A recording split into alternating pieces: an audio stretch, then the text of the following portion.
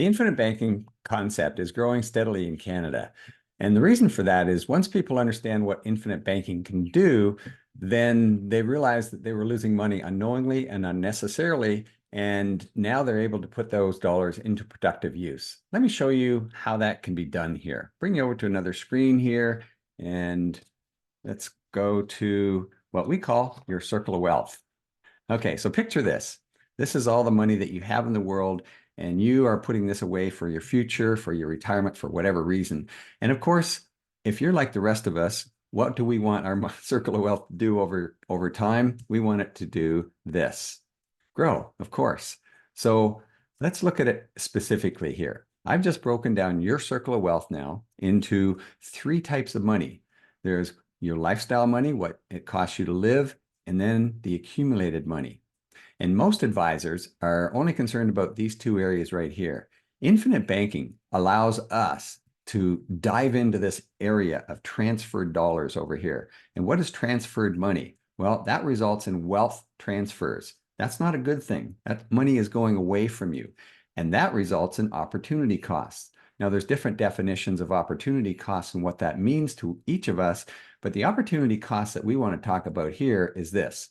For every dollar that you acquire, you can either choose to spend it or invest it. Those invested dollars will grow over time, but those spent dollars are gone forever. Now, that's a significant loss because those spent dollars, you had to put in time for money, sweat equity. You paid taxes on those dollars. And if you spend those dollars in the way that many people have been taught, and certainly the way I was taught, those are gone forever and they're hard to recapture again. That's not what we want to continue to do if we want to be most efficient with our money.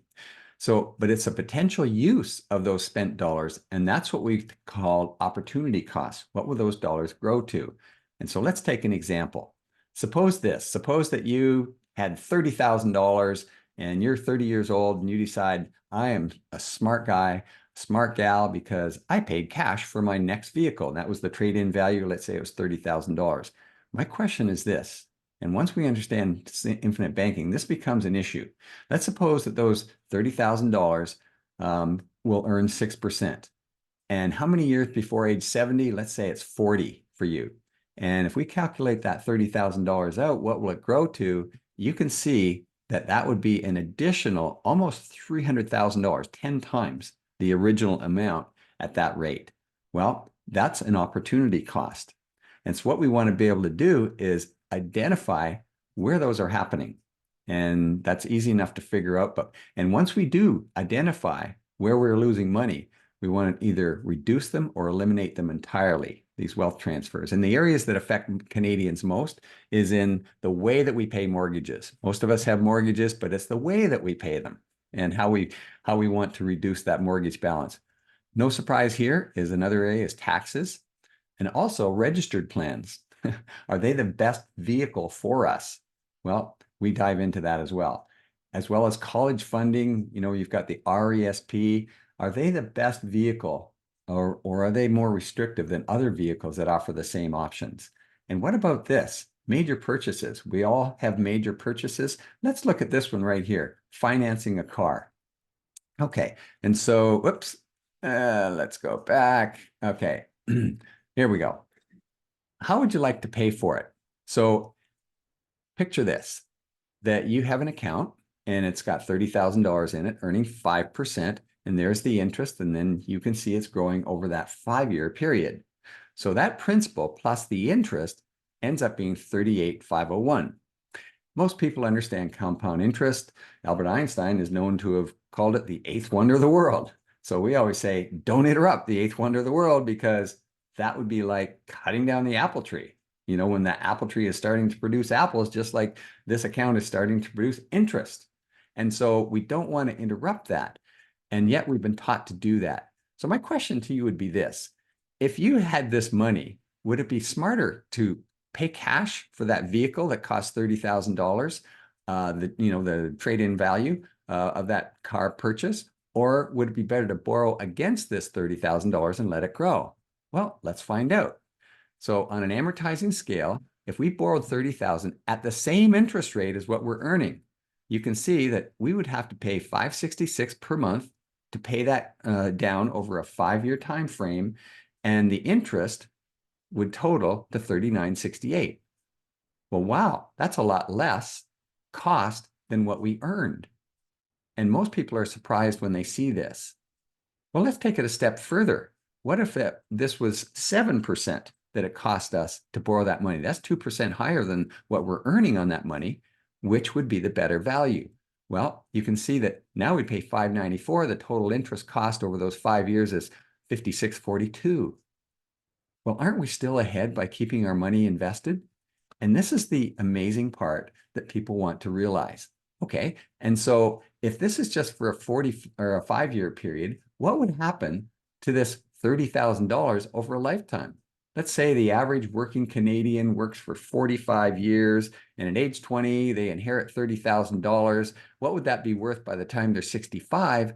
Well, it'd be worth $283,000 invested at 5% over that time period. And yet, if we paid cash for that, we'd have to start all over and save again. Oh, by the way, if we borrowed that same amount for that 45-year period at 7%, you can see the interest cut, and we're paying it down $183 a month. That would cost you less than $69,000. Well, that's pretty significant. All right, let's move on. When it comes to money, there's 3 types of people. There's the spender, the saver, the wealth creator. Well, I think we can all relate to this. When we started out anyway, we wanted to buy a car. We go to the car dealership, we take a loan, we pay it off after a 5 or 6 year period. And if people continue to do this and, take a loan, pay it off, take another loan, pay it off, and some people continue to do this, this will cost you $1 million probably over your lifetime just to buy cars. I mean, I can vouch when we started out, I was sending money to those people and I never saw it again. And when the loan is paid, I borrow again and I borrow for the next purchase. I have zero control and very rigid payment schedules. And now I live below the zero line.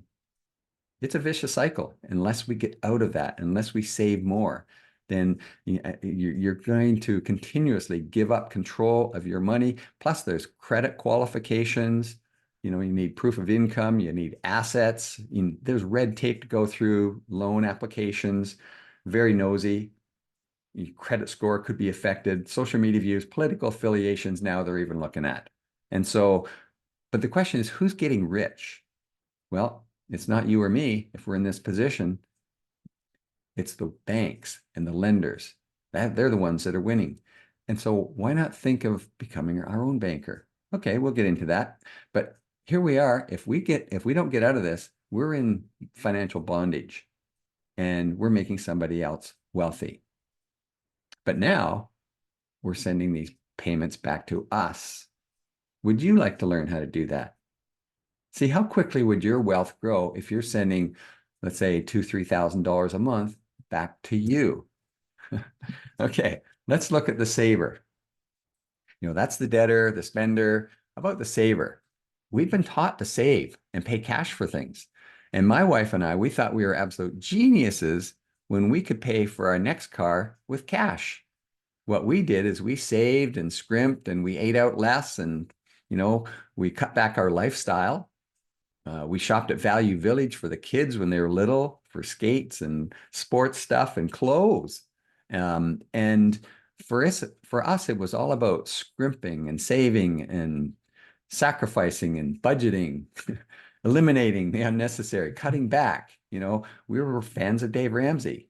We were trying to shrink our way to wealth. Well, if we do that, so now I have enough and I pay cash for the car. Boom, I end up down here again. And I withdraw it all because, so how much compounding is happening? How much am I giving up?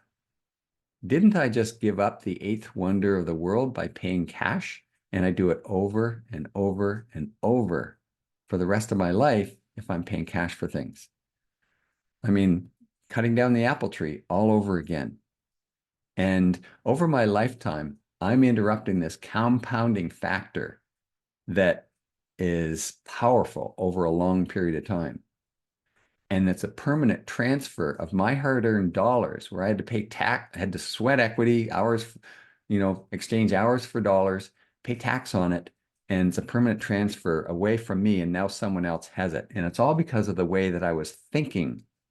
And that's why Canadians, as they say, we're an average of 34 cents of every dollar is going to either pay interest down here or we're losing interest because we're paying cash for things.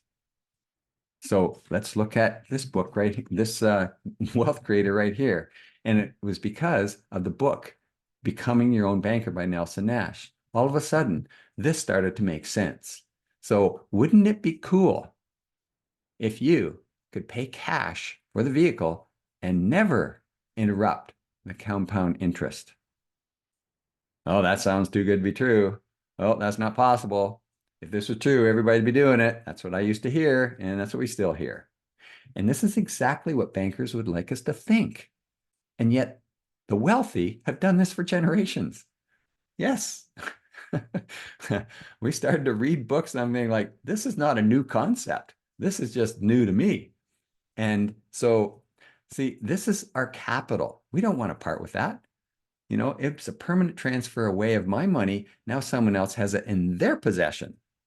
So in other words, what we've done here is move from this spender mentality to a saver mentality. And that's where we give up control of that money. In other words, I've drained my account to make a purchase, to this wealth mentality of how can I make that purchase and get my money back?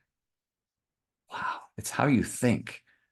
You've made the switch from giving up your money to make a purchase to never giving up your money for anything ever. That's a big significant deal here. Let's move on. So here's the true cost of paying cash.